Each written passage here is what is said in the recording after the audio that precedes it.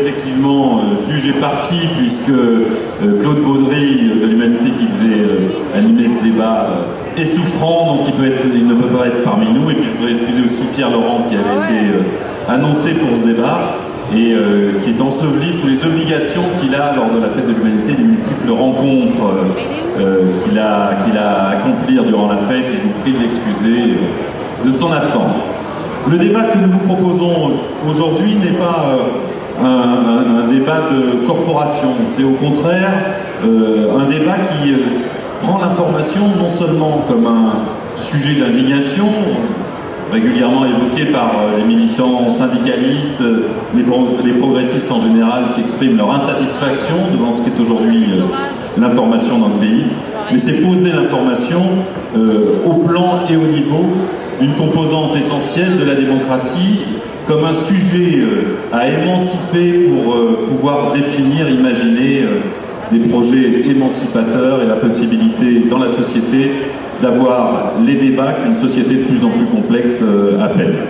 Alors, avec Bernard Thibault, Marc Peyrade, nous allons avoir un certain nombre de nos idées, de nos propositions sur ce sujet. Et puis je voudrais d'abord me tourner vers Bernard Thibault, parce qu'il a une expérience de militant syndical de l'information, il a eu à la vivre et peut-être aussi à la subir. Oui, effectivement. Bonjour déjà. Bonjour. C'est une première, un débat un dimanche matin pour moi. Alors, je sais que c'est... J'ai vu que la salle était un petit peu chauffée précédemment, donc ça devrait être plus facile pour nous autres. Oui, l'information, vaste sujet, et je pense qu'on est tous des témoins, des pratiquants, des acteurs pour constater combien elle est en décalage en général. Alors, naturellement, quand on évoque les moyens d'information ou l'information en général, on est ici à la fête de l'humain, et il ne s'agit pas de mettre l'humain en exergue, mais plus largement de parler de l'information. Alors, même si c'est dans une position un petit peu particulière, puisqu'on m'a sollicité en tant que praticien ou susceptible, comme je l'ai été, d'être sollicité par les médias, de donner un peu ce versant de l'expérience. Je vais peut-être donner quelques indications que vous êtes à même de constater les premiers. C'est le décalage énorme qu'il y a entre ce que l'on appelle l'information, ce qui est diffusé, la manière dont on relate une partie des faits, une partie des opinions, et la réalité de ces opinions ou la réalité de ces faits. Alors si je me penche sur la matière sociale, économique, disons, une des matières forcément où je suis le plus sensible, mais comme vous autres sans doute, j'ai à maintes reprises pu constater combien il y avait de décalage entre les faits réels et ce qui était relaté, ou les opinions qui existaient à propos d'un sujet et celles qui avaient droit d'existence dans les médias, qu'ils soient pour la plupart des médias écrits. Encore une fois, je mets de côté l'humanité, non pas parce que c'est la puissance invitante, mais tout simplement parce que c'est un des rares quotidiens justement à être l'écoute de souffrances, de combats qu'aucun autre quotidien ne pratique. C'est tout simplement là aussi un constat. Mais si on regarde ce qu'on appelle les principaux canaux d'information, et parmi ceux d'entre eux, qu'on le veuille ou non, il y a les journaux du 20h à la télé. Les journaux du 20h, c'est même, comment dire, l'excès, enfin le constat accablant de ce décalage entre les faits et la réalité. Pourquoi je cite le 20h? C'est, qu'on le veuille ou non, un des premiers moyens par lesquels les Français se font une opinion ou suivent l'information. Non pas qu'ils adhèrent d'ailleurs, toutes les enquêtes, je crois, mais tu pourras peut-être nous en dire plus sur les enquêtes d'opinion menées sur la qualité de l'information, il y a une très grande majorité de téléspectateurs très critiques sur ce qu'ils voient ou ce qu'ils entendent des journaux du 20h, mais il demeure que la très grande majorité des Français continuent de regarder le 20h comme première source d'information, au moins pour savoir ce qui s'y passe. Et de ce point de vue-là, les séquences sont irrégulières. Je vais, pour l'anecdote, vous donner par exemple ce qui s'est passé au journal de 20h mardi 10 septembre. Alors pourquoi j'ai pris mardi 10 septembre? Vous avez compris? La journée de manifestation. Alors j'ai eu la curiosité de regarder par le détail comment le journal de la 2, mardi 17 septembre, s'était déroulé. Très rapidement, donc on a d'entrée 6 minutes sur la situation en Syrie. Bon, ça peut se comprendre, je n'interviens pas sur le contenu des reportages et ce qui a été dit, mais enfin, la Syrie, un sujet, 6 minutes, ça peut se comprendre. On a 1 minute 53 sur les manifestations de la journée, sur les retraites. Et en gros, pour dire, il n'y avait pas grand monde, hein, voilà, bon, 1 minute 53. Ensuite, il y a 3 minutes 30 sur un sujet très très important, c'est le retour de la croissance en Mongolie. J'ai absolument rien contre le peuple mongol, hein, c'est absolument pas c'est pas mon propos, mais il est évident que c'était un sujet à ce point urgent qu'il devait être traité mardi 10 septembre au soir. Ensuite, on a 3-12, je vous ai dit, retraite 1,53. Hein. Ensuite, on a un sujet, 3-12, c'est le retour du lynx en Espagne. Et là aussi, c'est un sujet fort important, d'ailleurs. Pendant 3 minutes, on vous explique combien le paysage de l'Espagne est susceptible de changer par le retour du lynx. Et enfin, ce qui est appelé le dossier du 20h, il y a des rubriques comme ça, et en fin de journal, il y a souvent le dossier. Alors là, le dossier, c'est quelque chose de très important, forcément, parce que c'est le sujet phare du 20h. Et là, le dossier de mardi 10 septembre, c'était quelque chose qu'on méconnaissait énormément. C'était la démonstration que les SMS se substituaient aux conversations téléphoniques. Et que les jeunes générations utilisaient de plus en plus le SMS au détriment de la conversation téléphonique. Et donc le dossier de 3 minutes 50, quand même, permettait de mesurer combien il y avait un changement de comportement très important. Je pense qu'on aurait pu avoir au moins 5 ou 6 minutes de plus sur les manifestations retraite. Voilà, je vais directement à la conclusion. Ça n'aurait pas été scandaleux que sur la télé publique, ça soit un des jours où on entretienne, je dirais, la polémique démocratique sur les opinions concernant la réforme. Je dis, naturellement, pas être un soutien conditionnel aux manifestants, mais au moins que ça soit l'opportunité pour approfondir le débat, la réflexion là-dessus. Bon, c'est tout sauf ça.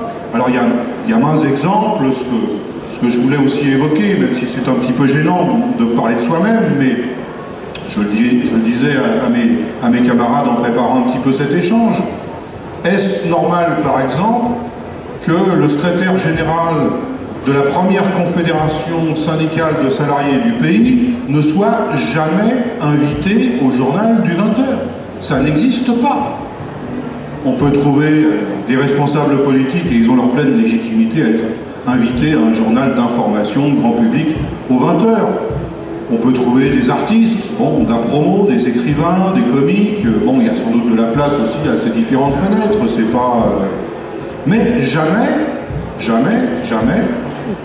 alors que la présidente, c'était une présidente à l'époque, du MEDEF, a été invitée plusieurs fois. Pour ce qui concerne, à moins que ma mémoire me fasse défaut, j'ai fait un 20h en direct, un plateau du 20h en 14 ans. Bah, je trouve que c'est quand même, c'est pas logique. C'est pas logique, c'est pas normal, c'est peu démocratique. Et encore, ça a été possible parce qu'on était, en fin 2010, sur la mobilisation sur les retraites, c'est-à-dire qu'il y avait une situation sociale qui faisait que là, ça s'imposait, je dirais, de fait, pratiquement, presque automatiquement. Donc voilà, et il y aurait bien d'autres choses à dire, comme la manière dont on traite les questions sociales.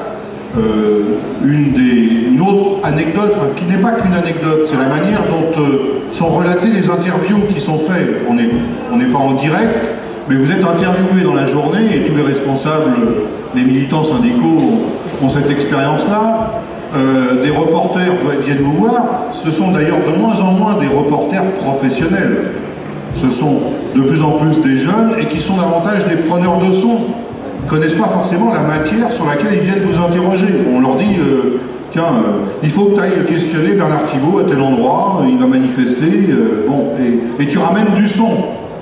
Mais la manière dont c'est traité fait qu'aux 20h le soir, vous entendez une réponse, mais à une question que vous n'entendez jamais aux 20h. Jamais vous n'entendez la question qui est posée pour laquelle vous avez fait la réponse.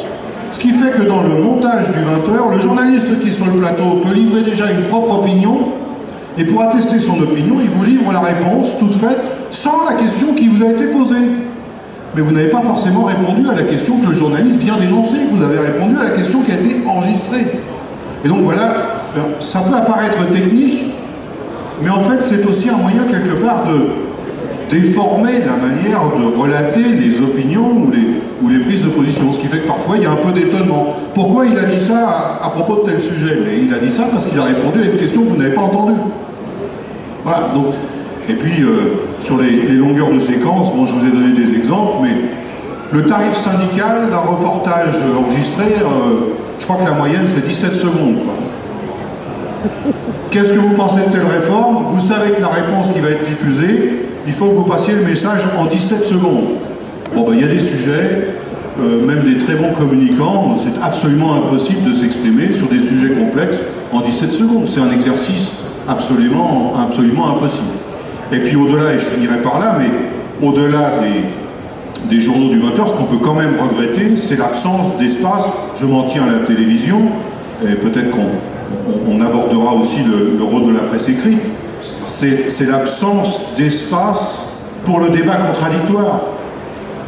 Il n'y a pas d'espace pour le débat contradictoire. On a d'énormes monologues, soit d'experts ou de gens auto-déclarés experts, et qui sont systématiquement sur tout un tas de sujets, avec des formules très entières, finissant leur démonstration par exemple, voilà ce qu'il fallait retenir aujourd'hui sur tel sujet. Ou voilà ce qui est le plus important aujourd'hui sur tel sujet. Sous-entendu, ce que je viens de vous dire est la réalité des faits, et il n'y a pas place à la contradiction. Et il n'y a d'ailleurs personne, ni sur le plateau, ni sur l'antenne, ou dans les pages écrites, pour distiller de la contradiction. Dire non, les chiffres que vous venez de donner ne sont pas de réels chiffres, ou on peut les interpréter différemment, ou on peut appréhender le... Donc je crois que tout cela participe à un appauvrissement du débat démocratique, et naturellement à un appauvrissement qui est préjudiciable à la recherche de solutions alternatives sur tout un tas de sujets dans le domaine économique et social. Donc voilà quelques angles un petit peu des expériences multiples, mais ça ne doit pas nous désespérer pour autant, parce que je pense qu'avec la pression et la mobilisation, à un moment donné, les médias au sens un peu générique ne peuvent pas totalement ignorer l'état des opinions. Et dernier mot pour ne pas être trop long, j'ai aussi l'expérience, et vous en avez sans doute, l'exemple de l'effet des sondages sur un sujet donné sur le propos des journalistes. C'est vrai à propos de conflits, c'est vrai à propos d'événements internationaux. Je l'ai constaté par exemple ces derniers jours à propos de cette menace potentielle, qui semble s'éloigner, mais enfin menace potentielle, d'un conflit très dur en Syrie. Dans un premier temps, la plupart des journalistes étaient à accompagner tous ceux qui préconisaient voilà, de sortir les biceps et puis d'y aller. Bon.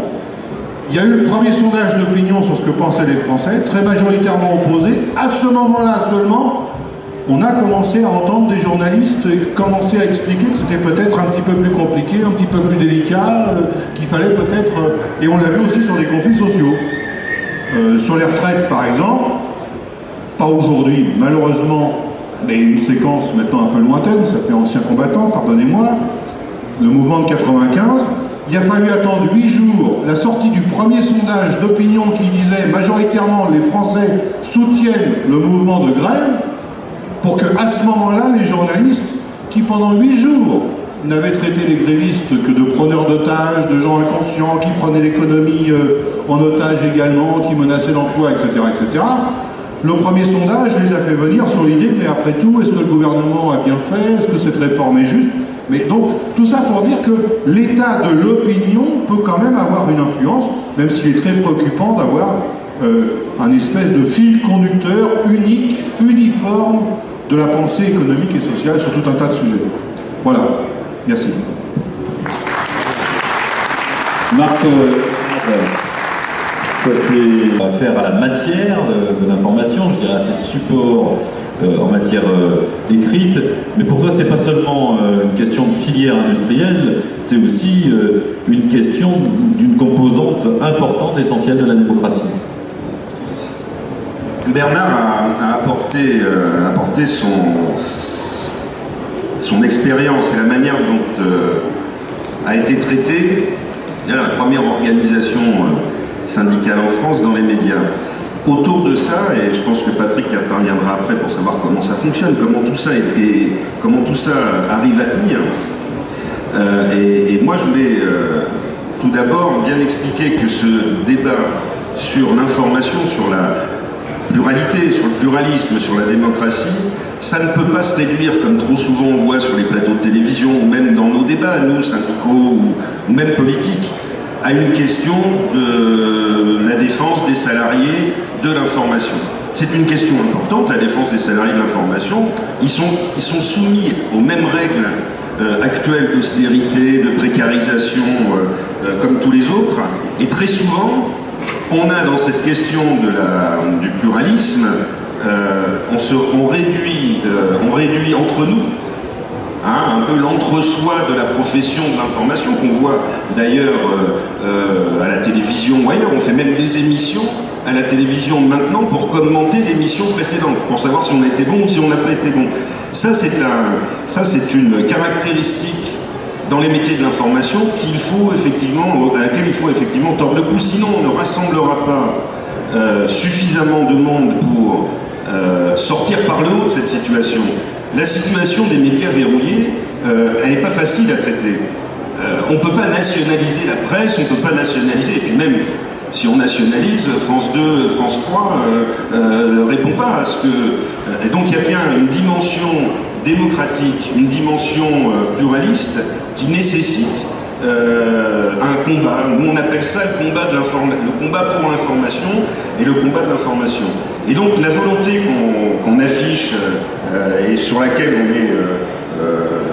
veut insister, c'est notre disponibilité, la disponibilité des salariés de l'information à traiter de ces sujets-là et à s'ouvrir vers le monde citoyen. C'était ça le sens, je dirais, de notre intervention et de cette invitation à la fête de l'humanité. On pense que c'est un lieu où on doit pouvoir traiter de ces questions le plus ouvertement possible, parce que le ras-le-bol il existe, le mécontentement il existe, vous entendez tous partout, mais ça sert à quoi de lire les journaux, ils disent tous la même chose, ça sert à quoi de regarder la télévision, mais tout ça a une fonction, cette information telle qu'elle est diffusée, la manière dont ça fonctionne, on y reviendra peut-être ensuite sur les mécanismes économiques, même si là aussi c'est pas un débat économique, mais sur les mécanismes qui font qu'aujourd'hui l'information est verrouillée et les médias sont verrouillés, c'est un vrai combat, un vrai sujet qui n'est pas, de notre point de vue, suffisamment, qui ne sort pas suffisamment de sphères, on pourrait dire intellectuelles ou culturelles, mais qui concerne en réalité la totalité des citoyens.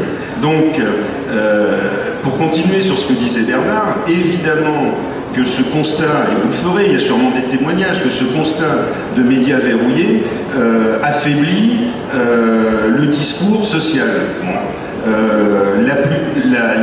Les journaux qui font l'opinion, aujourd'hui on en parlait aussi avec Patrick, ont quasiment fait disparaître de leur rédaction les services sur tout ce qui est social. Tout a été ramené sur la partie économique, et sur la partie économique, la fonction de ce verrouillage paraît évidente de créer du consentement, ou en tout cas de faire en sorte qu'il y ait un consentement à ce qu'on nous martèle sur le fait qu'il n'y a pas d'autres alternatives aux politiques actuellement menées. Donc ce combat pour le pluralisme, plus les mécanismes qui devraient permettre de sortir, ou en tout cas de rendre plus pluraliste l'information, nécessitent effectivement une mobilisation importante. Et Patrick, ça serait bien que sur comment ça tient tout ça, comment ça fonctionne, que tu puisses aussi nous en dire un peu plus. Je vais prendre finalement la suite des exemples de Bernard. Si on prend le traitement de la fête de l'humanité de ce week-end, dans la plupart des grands médias, vous aurez remarqué qu'elle est totalement éclipsée par l'université d'été du Front National. Je ne dis pas qu'il ne faut pas traiter l'université d'été du Front National. Le danger d'un progrès de l'extrême droite en France est réel et il devrait mobiliser les gens. Mais précisément, la fête de l'humanité est le contre-projet, le contre-feu à ce risque et il devrait faire l'objet d'un traitement bien différent. Je prendrai un deuxième exemple. On aura assisté, sans surprise sans doute, mais enfin quand même, c'est un peu gros, à ce que Madame Parizeau, à peine ses responsabilités au MEDEF abandonnées, devienne chroniqueuse sur les radios. Mais pas sur une radio. Vous savez, normalement, les règles du mercato de l'audiovisuel, c'est quand on passe dans une chaîne de radio, on y reste, on ne va pas ailleurs. On est abonné à cette chaîne. Non, elle va être sur RTL et sur Europe 1 pour dispenser directement la parole libérale et la parole patronale. C'est assez grossier sur le plan de l'information, mais il est bien d'autres choses qui sont de ce registre. Il faut savoir que, par exemple, aucun journaliste de l'Humanité n'a été invité sur un plateau de TF1 depuis l'élection de Nicolas Sarkozy.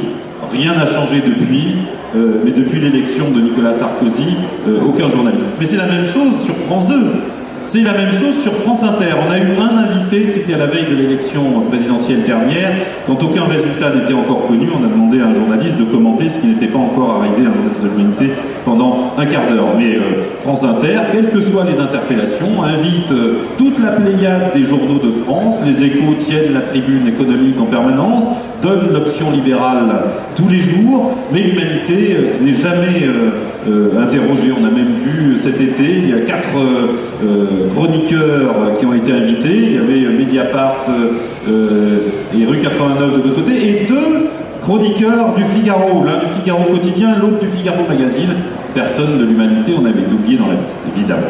Donc je pense que cette question de l'information, qui prend des aspects très grossiers, très violents dans son expression, même si tout cela est policé dans une sorte d'entre-soi journalistique où on se passe le sel et le séné avec beaucoup de politesse. Il faut savoir aussi qu'une émission qui se targue comme un lieu de débat formidable, mots croisés, enfin c'est à vous, mots croisés ou c'est dans l'air, ces émissions n'invitent jamais personne de l'Humanité, vous l'aurez remarqué. Ce panorama qui existe dans ce qu'on voit directement sur nos écrans est aussi en train de s'inscrire dans la presse. Nous avons dans la presse écrite un tableau inquiétant. D'une part, pour la disparition des titres. Il faut savoir que sur le nombre de quotidiens nationaux, nous sommes tombés en dessous du nombre des gazettes qui existaient en 1830, à l'aube des gazettes. Alors, le nombre des quotidiens nationaux est maintenant moindre. Sur le plan des quotidiens départementaux ou régionaux, la France connaît désormais, pour l'essentiel, le régime du journal unique et de l'information unique. Il n'y a plus de concurrence dans les départements et dans les régions.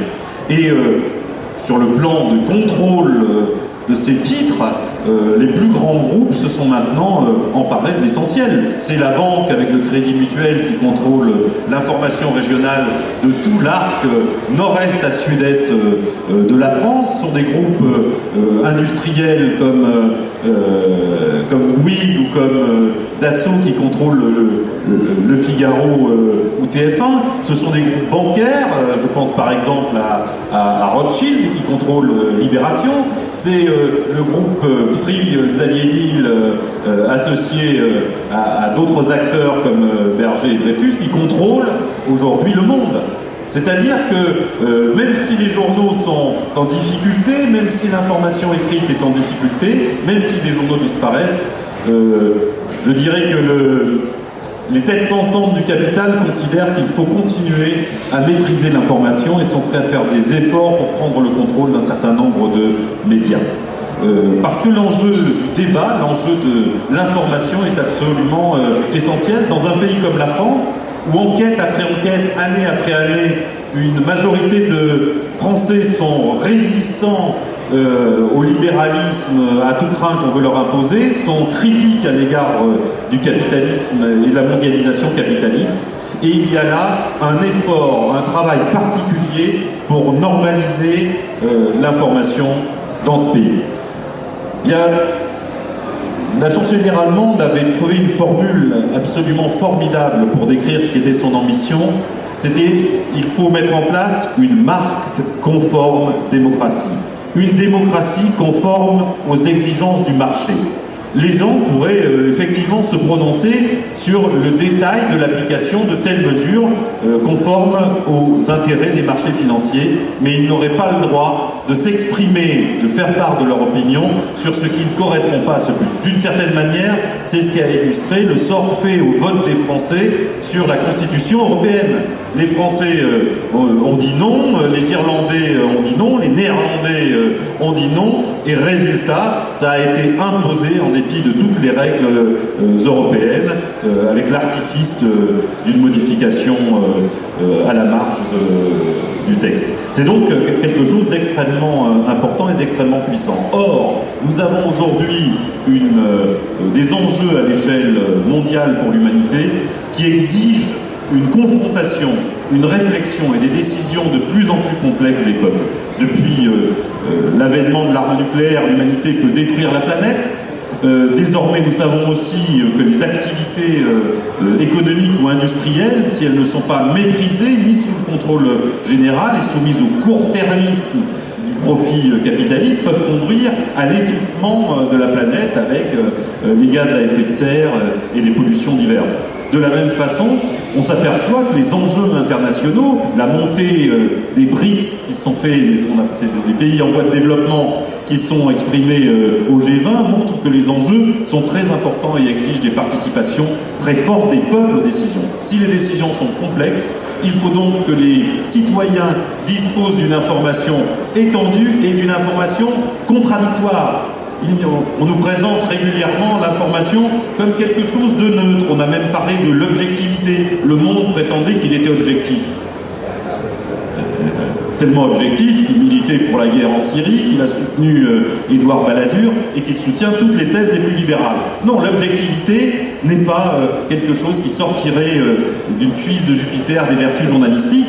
Non, entre les échos qui prennent le parti patronal sur une entreprise et l'humanité qui prend le parti des salariés, il y a effectivement un parti pris, ce qui ne veut pas dire qu'il ne faut pas que, aussi bien aux échos qu'à l'humanité, les informations soient vérifiées, étendues, exactes. Mais ce terrain de l'information est, à mon avis, devenu une condition très forte, nécessaire, indispensable pour le développement de tout projet émancipateur dans un pays comme la France, mais à l'échelle mondiale également. Les responsabilités de l'humanité sont devenues trop grandes pour que les citoyens puissent être traités comme des personnalités mineures, n'ayant pas droit à la parole, et laissés à des organismes internationaux élus par personne, le FMI, la Banque mondiale, la responsabilité de décider à leur place. Voilà, c'est peut-être avec nos trois... Tu voulais rajouter un mot, Marc? Parce qu'après, on va se tourner vers vous, évidemment. Oui, non, moi, je voulais enchaîner sur ce que tu disais, sur les mécanismes qui garantissaient le pluralisme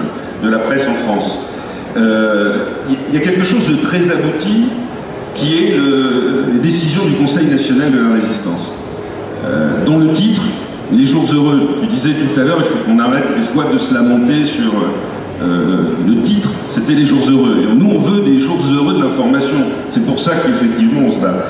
Et la démarche du Conseil national de la résistance était de constitutionnaliser, ce qui a été fait dans la Constitution française, le fait que l'information devait être pluraliste, que la presse devait être pluraliste, et de garantir en réalité qu'elle soit indépendante des puissances financières comme des puissances politiques, du pouvoir politique, puissance financière, pouvoir politique.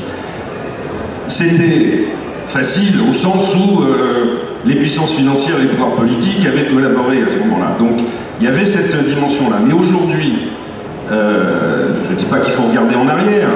Moi je pense que c'est regarder en avant que de reprendre cette conception-là. Aujourd'hui, la bataille, elle est à ce niveau-là.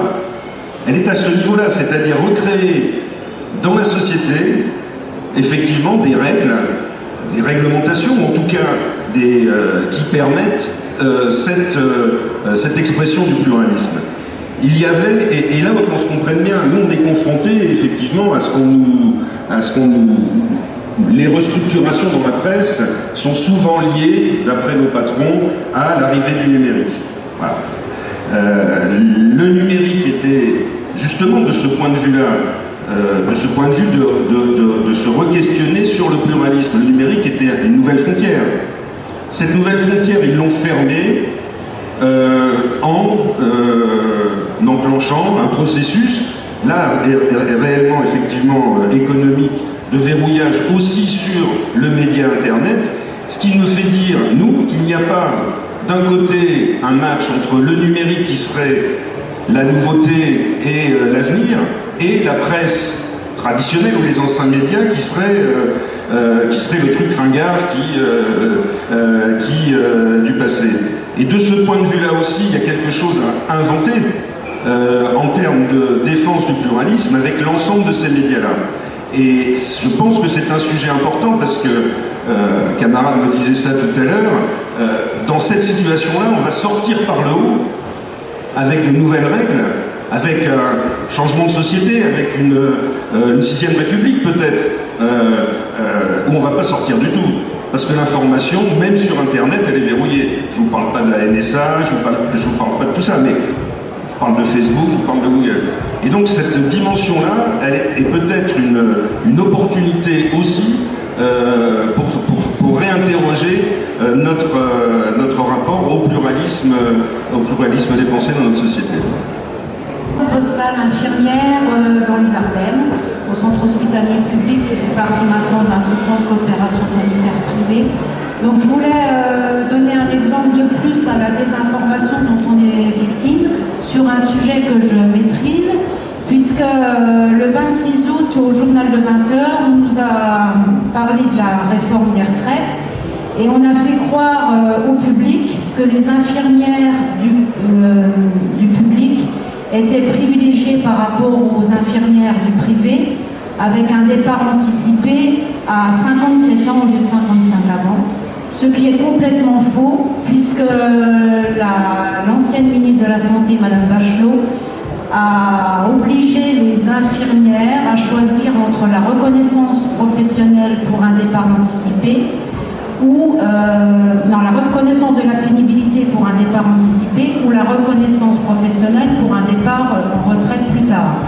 Et depuis 2012, toutes les infirmières, qu'elles soient du public ou du privé, ne peuvent partir en retraite si elles ont cotisé tous les trimestres à 62 ans. Donc le seul et l'unique but de cette désinformation, c'était de remonter, de diviser les infirmières du public et du privé la veille où Jean-Marc Ayrault nous annonçait sa nouvelle réforme des retraites. Oui. Je vais essayer de vous apporter un témoignage à l'intérieur. Je m'appelle Claude Guénaud, je suis journaliste à FR3. Je connais bien Bernard, je l'ai souvent interviewé puisque je suis journaliste économique et social.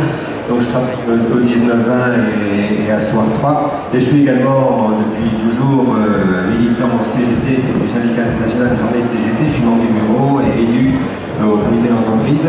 Et je dois dire que je suis souvent un peu gêné, peiné quand on parle de journalistes dans ce milieu ou dans les milieux politiques à gauche que je fréquente, parce que je suis communiste. Pas très nombreux dans les rédactions à lettres.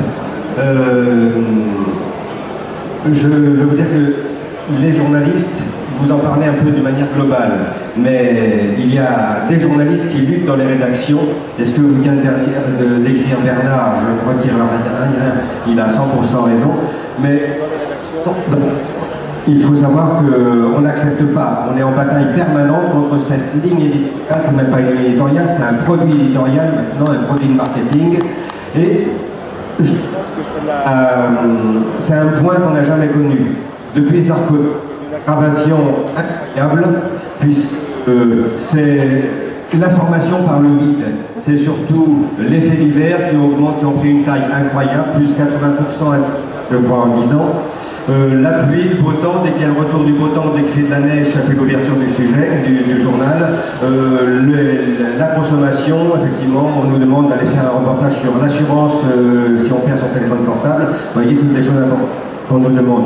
C'est donc l'information par le vide, jamais connue, et c'est depuis Sarkozy. On pensait qu'en virant Sarkozy, on a sorti un tract plus belle la vie sans Sarkozy, mais finalement on est largement déçu de l'évolution depuis 1 an et demi. L'information par le vide, et d'autre part il y a les méthodes aussi qui ont changé. Ça n'est pas tout à fait encore le cas sur la 3, mais c'est beaucoup le cas sur la 2, avec des méthodes très autoritaires, où on déqualifie les journalistes, où on les envoie des petits morceaux de reportage. On déqualifie. Donc les journalistes sont de plus en plus dépossédés dans ce qu'on appelle l'usine, le taylorisme, avec une personnalisation du métier. Et il y a une aggravation qui nous menace, puisque sur la 3, maintenant, on n'est plus très fiers de ce que l'on fait, mais on résiste encore un peu. Mais la manière dont on va arriver à tordre le cou à la 3 qui résistait, c'est Info 2015, la fusion des rédactions de France 2 et France 3, où là, on va complètement disparaître, on va être plié aux méthodes de France 2 que l'on connaît déjà, et ça veut dire aussi la fin d'une possibilité d'un deuxième regard sur l'information par la télévision publique. Une uniformisation, une caporalisation et le vide systématique, aussi bien sur le pluralisme, sur le social, que sur toutes les questions qui peuvent faire réfléchir les citoyens. Et effectivement, le débat, je suis encore intervenu il y a 2 jours à la suite de la présentation du budget, où on avait des réactions au budget, c'était UMP-PS, quand je suis intervenu en conférence pour dire, il n'y a peut-être pas que l'UMP-PS, on a un deuxième hémisphère. Et là, effectivement, j'ai choqué en parlant que pour les universités d'été, il y avait celle du Front National, celle de l'UMP, celle du PS, et rien sur le Front de gauche ou sur le PC. Et puis aujourd'hui, ce qui se passe, la couverture de la fête de l'humain ne me surprend pas. Ce que je veux dire, c'est donc appuyer les journalistes qui luttent dans les rédactions. Ne pensez pas que on est tous d'accord et qu'on accepte ce caporalisme. Oui. Il y en a un peu de réagir et puis on va passer ensuite la parole. Oui, je pense que c'est tout à fait bien et merci d'être intervenu à ce moment parce qu'effectivement, je livre mon opinion, mais vu vos acclamations de cette intervention, je pense qu'elle est partagée. Il ne s'agit pas de mettre en cause les journalistes en tant que professionnels. Et on peut trouver, comme dans d'autres corps de métier, des journalistes avec lesquels on n'est pas d'accord sur les opinions qu'ils diffusent, mais un journaliste a le droit d'exprimer son opinion là où le problème devient plus récurrent, plus fondamental, notamment dans un lieu où on débat sur la démocratie, sur les alternatives possibles, c'est lorsqu'il n'y a qu'un monopole d'opinion qui s'exprime sur un même sujet, qu'il n'y a pas place à plusieurs approches sur un même sujet. Donc effectivement, ce ne sont pas les journalistes, même si on peut avoir une opinion personnelle sur la manière dont travaille tel ou tel journaliste, qu'il soit de renom ou moins de renom, tout en ne méconnaissant pas non plus les conditions dans lesquelles les métiers s'exercent. C'est un peu comme si, et une camarade de la santé est intervenue précédemment, si critiquant la dégradation à l'hôpital, on en venait à critiquer les hommes et les femmes qui essayent de faire fonctionner au mieux l'hôpital. Ce ne sont pas eux qui sont en cause, bien évidemment, que l'ensemble des dispositions qui leur sont faites. Et donc c'était important, effectivement, qu'il y ait cette intervention que je voulais appuyer. Le propos ne consiste pas à mettre en cause est-ce-qualité telle ou telle personne, même si accessoirement, effectivement, on peut quand même noter que quelques-uns font de grosses approximations alors qu'ils ont le titre de journaliste sur la manière de diffuser telle ou telle information. On a donné des exemples tout à l'heure et ils sont nombreux. Tu citais tout à l'heure Laurence Parisot qui intègre, ça va forcément améliorer le pluralisme de l'information, c'est arrivé. Mais souvenons-nous, elle avait, il y a peu de temps d'ailleurs, avant qu'elle quitte ses responsabilités, indiqué combien d'après elle, les Français avaient trop peu la culture d'entreprise, trop peu de connaissances de l'économie. Tout ça pour commenter ce que tu signalais également, à savoir que malgré cet environnement hostile au pluralisme des idées, sur tout un tas de sujets, majoritairement, les Français montrent qu'ils résistent à cette espèce de rouleau compresseur qui viserait à leur imposer une approche unique des solutions dans un domaine, sur le plan économique, sur le plan social. Et donc c'était ce constat un peu désobligé, malgré tous ces médias qui diffusent à peu près la même idée sur les mêmes sujets, les Français majoritairement pensent dans leur profond qu'il est possible quand même sans doute d'aborder les problèmes différemment ou d'envisager d'autres solutions. Même si pour beaucoup d'entre eux, ça ne les amène pas, on le sait bien, à se mobiliser, à être acteurs, ils ne croient pas forcément très majoritairement ce qu'il aurait diffusé. Et donc c'était un peu ce cri du cœur que d'aucuns ont sans doute relayé, puisque tu nous apprends que Madame Parizeau va nous faire le bonheur, je ne sais pas si c'est le matin ou le soir, d'être sur plusieurs radios. Les deux. Les deux. Ah bon, on a donc le matin sur la dose de Parizeau du matin et la dose de Parizeau du soir. Bon, voilà.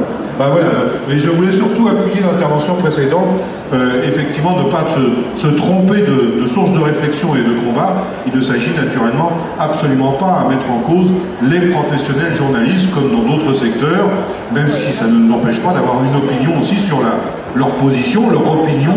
Ils ont le droit d'exprimer, mais aussi qu'ils laissent la place, ça devrait être leur métier, qu'ils laissent la place à la présence d'autres opinions que la leur sur tout un tas de sujets. C'était le point que je voulais mettre en exergue. Parce qu'on voudrait que le maximum de gens interviennent. Oui, d'accord. Juste revenir sur l'intervention par rapport au CNR et la notion d'information indépendante. Simplement, je pense qu'aujourd'hui, le capital s'est emparé du terme et indépendance a voulu dire privé.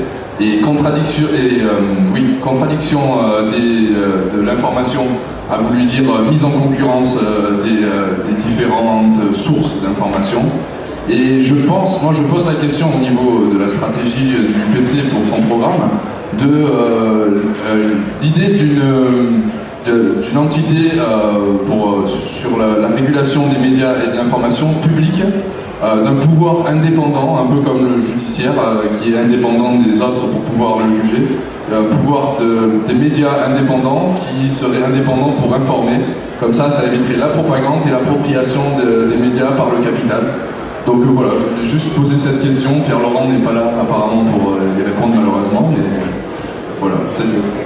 Marc Perrade continue sur les perspectives. C'est vrai que c'est difficile de nationaliser la presse.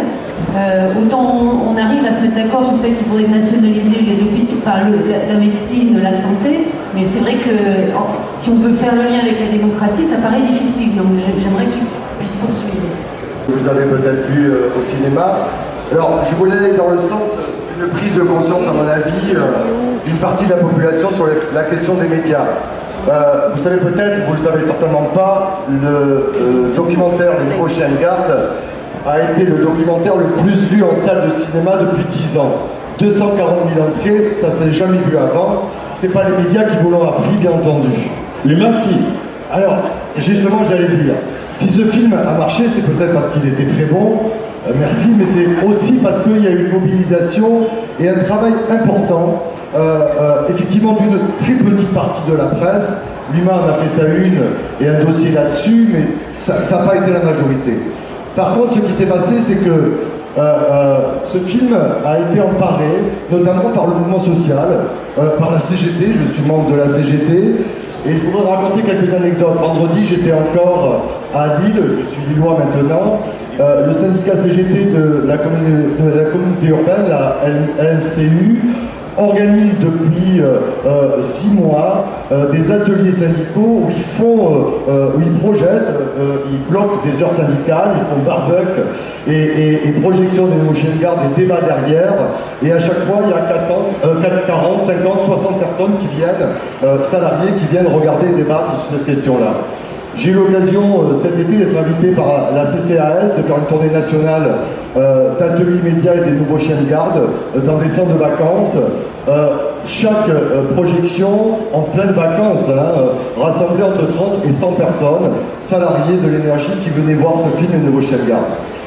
Ça veut dire qu'effectivement cette question-là est en train d'être posée, en tout cas c'est une préoccupation qui monte et le succès des Nouveaux Chiens de Garde en est certainement la forme. Et ça me réjouit Parce que je pense que trop longtemps, il y a une sorte de naturalisation des médias. On a laissé un peu tomber le secteur des médias et que depuis quelque temps, cette question-là redevient une question politique essentielle. Comment voulez-vous qu'on change de système? Comment voulez-vous qu'on aspire à quelque chose de progressiste avec de tels médias, Bernard, tu disais tout à l'heure que les experts qui sont dans les médias sont des experts orientés. On a fait des comptages de C'est dans l'air avec Yves Calvi. Effectivement, celui qui est invité le plus, c'est le rédacteur en chef de l'Express, Christophe Barbier, des experts comme Elie Cohen. Elie Cohen, vous le connaissez peut-être, c'est un économiste. Elie Cohen émarge dans 3 conseils d'administration, administrateur de 3 sociétés, dont 2 sont issus de la dérégulation des services publics, EDF, Énergie Nouvelle, Page Jaune de France Télécom. Elie Cohen, depuis des années, est contre les services publics, bien entendu, puisque ça lui rapporte. Rien qu'en 2011, il a touché de jetons de présence dans ces 3 conseils d'administration 110 000 €. Rien que de jetons de présence, voilà. Toutes ces informations-là sont importantes. Je suis d'accord, Bernard, qu'il ne faut pas attaquer nommément des personnes. Je suis d'accord avec le camarade de France 3 aussi que des journalistes résistent ou se battent. On a un encadrement. On a un patronat à la solde du capital. Ça, c'est quand même, il faut le dire clairement et nettement, avec des conséquences douloureuses. Vous savez que Les Nouveaux Chiens de Garde, quand même, a été un succès, mais derrière, tous mes projets de documentaires ont été refusés par France Télévisions depuis. Un certain nombre de copains qui sont journalistes, qui ont fait des grandes écoles de journalisme, le SJ, le CFJ, Olivier Siran, Julien Brigaud, Pierre Souchon, émargent à 500, 600, 700 € par mois en se démerdant comme ils peuvent. Moi, j'ai perdu mon statut d'intermittent en janvier-février. Face à ça, je pense qu'il est grand temps aussi de réagir, de penser l'information différemment et de la reprendre. Pendant les débats, j'en ai fait 120. On a fait 400 débats avec ce film Les Chiens de Garde. Quelque chose est venu. Il est grand temps de se battre contre la malinformation, même que la malbouffe. On peut réclamer de l'info bio. Vous voyez, fabriquée par des journalistes élevés en plein air, entièrement nourris à l'investigation, à l'enquête, sans trace de libéralisme, de publicité, de conservateurs. Ce genre de similitude, de slogan, il faut que on s'en empare et qu'on les porte. Alors, je vous le dis, on est hébergé au stand des amis diplomatiques, du monde diplomatique. On est en train de faire un film, une piqûre de rappel de Nouveaux Chiens de Garde qui s'appelle Nous avons des armes, parce qu'à un moment donné, ici, il faut poser les choses. Et le sujet, c'est médias et mouvements sociaux.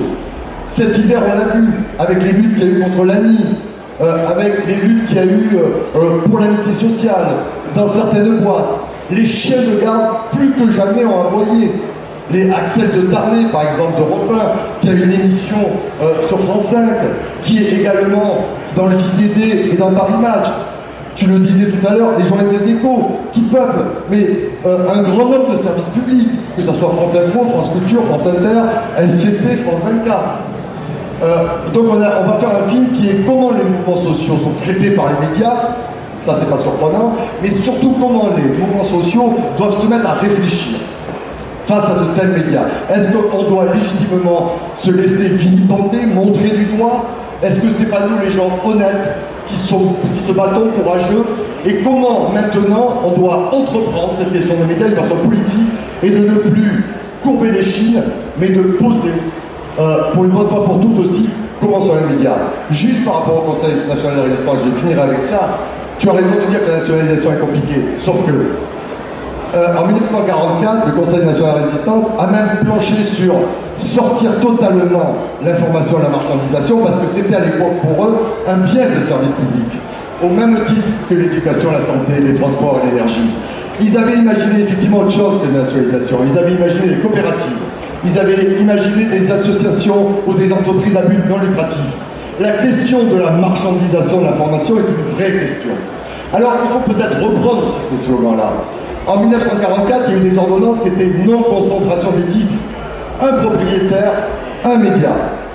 En 1997, Lionel Jospin va voir sa ministre de la Communication, Catherine Trottmann, et lui demande de remettre en place une loi qui remette en question la concentration des titres. Parce que cette concentration des titres a été élargie par des lois, notamment Carignan en 1994, et hélas par les socialistes en 1984. Et 3 mois après, il va voir sa ministre de la Communication et il dit on arrête tout. Je veux me présenter aux élections de 2002, je ne veux pas me foutre Bouygues et TF1 contre moi. Voilà où on en est et voilà le chemin qu'il nous reste à faire. Si vous voulez, on pourra en discuter aussi au stand des Amis du Monde diplomatique. Il est grand temps de se rebattre et de montrer que nous avons des armes contre de tels médias. Merci. Alors une autre personne qui après va demander à chacun d'entre nous de... Dans tout ce que vous avez dit, je crois qu'on a oublié aussi un média qui est assez redoutable dans le formatage. Ce sont les journaux gratuits. Ce sont les journaux gratuits que nous avons donc abondamment pour les Parisiens et autres provinciaux quotidiennement dans nos métros, moyens de transport, qui sont des choses faciles d'accès, puisque nous pouvons les prendre comme ça, les lire, les jeter quelques minutes plus tard, et nous estimons, enfin certains d'entre nous estiment être informés. Je crois que là aussi, le rôle des grandes entreprises comme celle de Bolloré, on a dit qu'on ne prenait pas les gens à partie, mais enfin il faut quand même bien dire quelles sont les personnes qui sont derrière, joue là aussi un rôle extrêmement important dans cette volonté de formatage de l'opinion publique. Donc ça aussi, il faut s'en emparer, parce qu'on ne peut pas continuer comme ça. Mais on voit, quand quelquefois on a des réflexes de dire mais ne lisez pas ça, allez vers de la presse d'information, allez plus loin, etc. Oh, on n'a pas le temps, c'est facile, etc. Donc on n'a pas non plus forcément une tâche très facile d'expliquer, parce que le mal est fait, parce que la chose est déjà rentrée. Donc il faut aussi savoir que ça fait partie de cette énorme machine de formatage. Donc je voulais juste le dire parce qu'on n'en avait pas parlé et ça me paraît extrêmement important. Voilà. Capital, mais comment 300 fois le SMIC?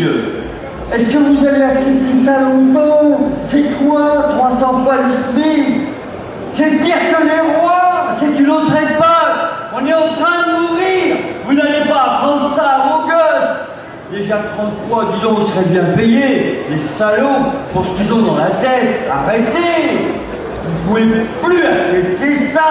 C'est des voyous. Les écoles de commerce qui vont avec sont aussi des écoles de voyous. Et qui vous envoient en prison vos meilleurs éléments de l'économie, mon Dieu. Tout le monde le sait. Merci. François est assez acquis à cette idée. Marc. Il y avait autour du Conseil national de la résistance un certain nombre d'autres mécanismes qui portaient sur la mutualisation, sur la coopération. Tout ça a volé en éclats sous la pression du libéralisme. C'est un stand, faire comme le camarade, on va faire de la pub pour le stand, il y a des documents. Moi, ce que je veux dire en forme de conclusion, Patrick, c'est que on est une organisation syndicale, une fédération représentative à plus de 50% dans les métiers de la presse. On est disponible. On a besoin aussi, nous, de s'ouvrir et on a besoin de rassembler. Quand je dis on est disponible avec tout le monde, le monde associatif, le monde politique, on est absolument ouvert et disponible. C'est un message important et je crois que moi je suis satisfait de ce débat, même si on ne peut pas quelques minutes et à 3 régler sujet aussi important, mais au moins que ce soit le début effectivement de quelque chose qu'on peut renouveler et surtout arriver à trouver à un moment donné à fédérer tout ça. Un ou deux commentaires pour évoquer aussi combien on n'est pas insensible dans la manière de conduire les combats sociaux, les combats syndicaux, qu'on le veuille ou non, sur la manière dont fonctionnent les médias. Parades qui sont en lutte dans une boîte, lutte difficile, lutte longue, à un moment donné pour débloquer la situation, ou même très rapidement, parce qu'il y a de la colère, il y a de l'indignation, il y a une menace sur l'emploi, l'usine va peut-être fermer. Le réflexe, c'est quoi? Il faut qu'on parle de ça, il faut qu'on fasse parler de sa situation. Et qu'est-ce qu'il faut faire pour faire parler de sa situation? Bien au-delà, il faut passer dans les médias. Sauf que pour passer dans les médias, il faut réunir quelques conditions. Et en général, pour passer dans les médias à propos d'un conflit, il faut qu'il y ait une dimension spectaculaire à vendre. C'est là que vous êtes intéressant. S'il n'y a pas des pneus qui brûlent, un hôpital en feu, c'est pas un conflit intéressant. Ce que je veux dire par là, c'est que la manière dont les médias informent, là aussi je prends toujours le terme générique, globalement, pas d'humain qui fait un travail de proximité, qui donne des éléments de compréhension, mais en général, ça a aussi une influence sur les comportements syndicaux, qui nous éloigne du fond. Parce que si pour faire parler de soi, il faut le côté spectaculaire, on va traiter d'abord le côté spectaculaire, on va beaucoup commenter le côté spectaculaire, on va faire des débats n'en plus finir sur la légitimité de l'initiative spectaculaire, mais on ne va plus du tout traiter du fond du sujet. Ce pourquoi les gens ont décidé d'occuper tel ou tel...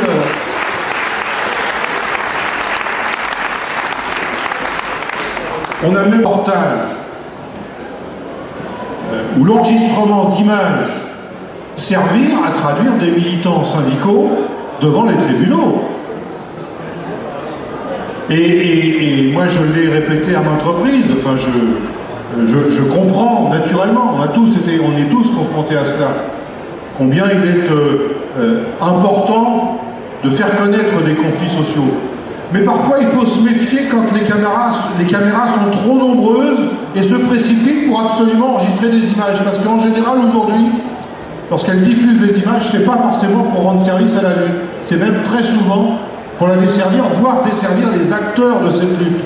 Donc, ce que je veux dire, c'est qu'on ne peut pas non plus ignorer combien aujourd'hui, la manière dont l'information est diffusée a aussi de fait inconsciemment une répercussion, y compris sur la manière dont certains conflits se déroulent. Donc ça veut dire aussi pour les militants politiques, syndicaux, une certaine lucidité aussi sur la manière dont on se sert, dont les médias sont aussi un vecteur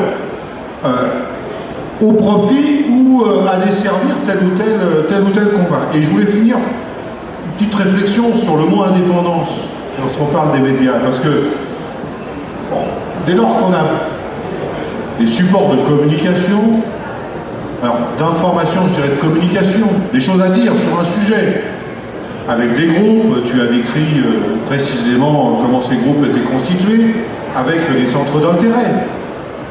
Les banques qui possèdent des médias, on ne va pas attendre des médias possédés par les banques qu'elles écrivent des articles en long, en large et en travers décrivant la nocivité des établissements financiers sur l'économie mondiale.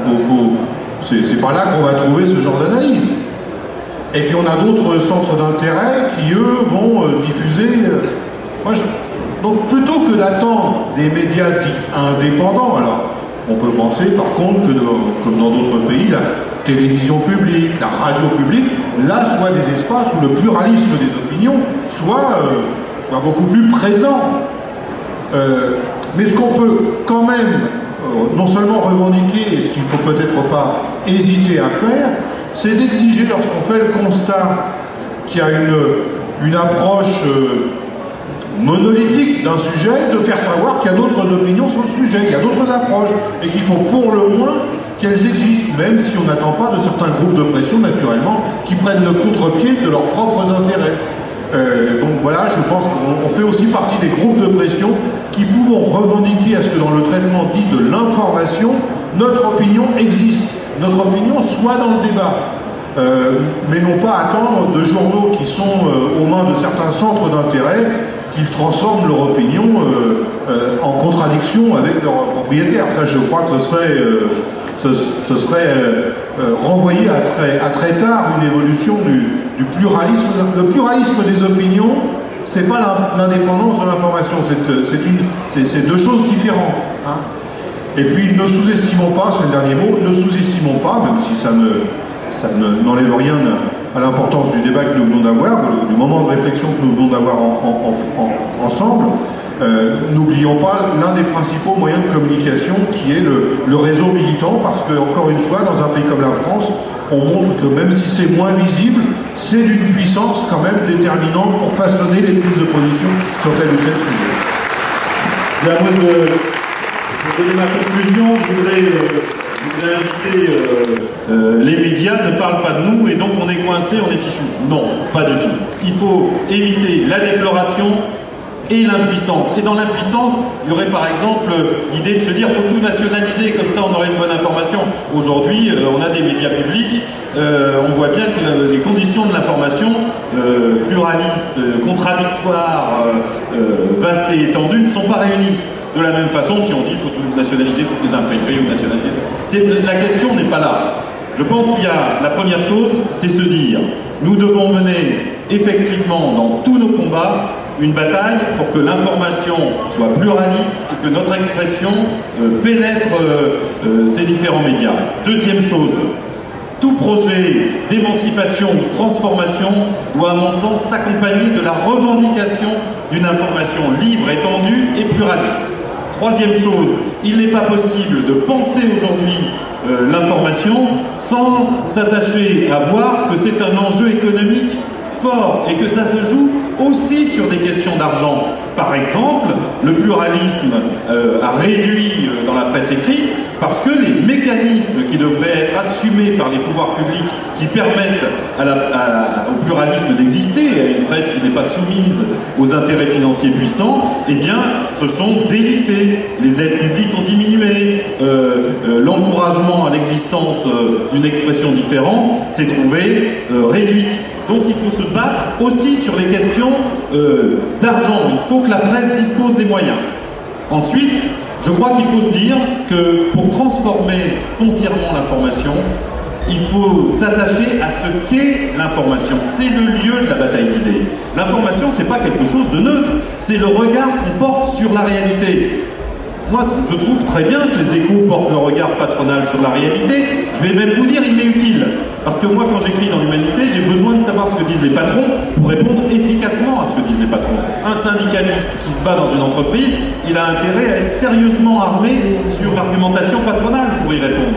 Mais il faut en même temps que chacun soit capable à la fois de porter les journaux qui donnent une autre information, et pas seulement au moment où les gens sont en grève, où ils se disent il faut qu'on trouve l'information sur notre sujet. Oui, mais pour que leur lutte soit comprise, eh bien, il faut que les journaux différents, qui portent une information différente, qui donnent des éléments de réflexion, soient suffisamment répandus. Et puis après, il faut mener des batailles d'idées. Je prends par exemple la question du coût du travail. Eh bien, l'Humanité, nous, on va se lancer sur cette question, on va démonter ça. Nous, on a le coût du travail, mais on n'admet pas ce discours sur le coût du travail. Aujourd'hui en France, c'est le coût du capital qui fait la crise. Et ce coût du capital est gigantesque. Lorsqu'on prend 309 milliards de dividendes chaque année, de dividendes, de rachat d'actions, de frais financiers, d'argent donné au marché et aux banques, alors que les entreprises ne consacrent que 143 milliards à tout ce qui est leur participation sociale, les salaires différés, les cotisations, etc. On voit que les fortunes professionnelles, les 500 premières fortunes professionnelles ont augmenté de 25% en 2012. 25%, c'est gigantesque. Les 5 premières fortunes ont réuni en profit plus que ce qu'il faudra en 2020 pour assurer l'équilibre de la Sécu si la croissance ne bougeait pas. Voilà, c'est à cette échelle qu'il faut poser les questions. Ben, pour faire bouger le mécanisme de l'information, nous sommes chacun et chacune des émetteurs de cette information, des émetteurs de ces idées. Et il y a le moyen de faire éclater dans l'opinion, dans le public, une autre information parce que chacun peut porter. Et de cette manière aussi, on renversera, c'est ce que disait tout à l'heure Bernard, l'exigence pacifiste de l'opinion française à bousculer un peu les médias, complètement. Les journalistes qui sont aujourd'hui les plus en cours ont toujours tendance à essayer de justifier la guerre, mais ils ont été obligés d'entendre une opinion qui poussait. Ça a été vrai pour le référendum en 2005, une majorité contre tous les médias presque, sauf Humanité, Politis, 2-3 journaux, tous les médias faisaient campagne pour le oui. Et ben, l'opinion à 56%, elle a dit non. Ça montre les limites du pouvoir de l'information à partir du moment où les citoyens s'emparent des sujets, où ils font entendre leur voix, et c'est le meilleur moyen de contraindre l'information. l'information a changé. C'est un travail au long cours, c'est une ambition. Cette ambition-là, on l'a mise en débat aujourd'hui. Je crois qu'il faudra prolonger ça dans d'autres épisodes des Fêtes de l'Humanité suivantes. Merci.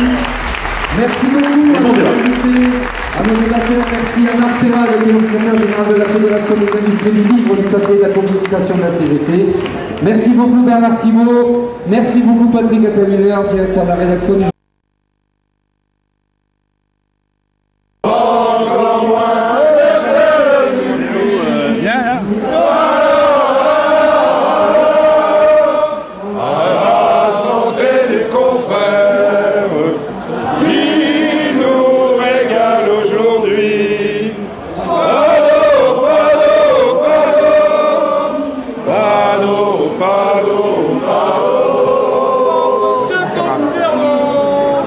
Bon, je vais essayer de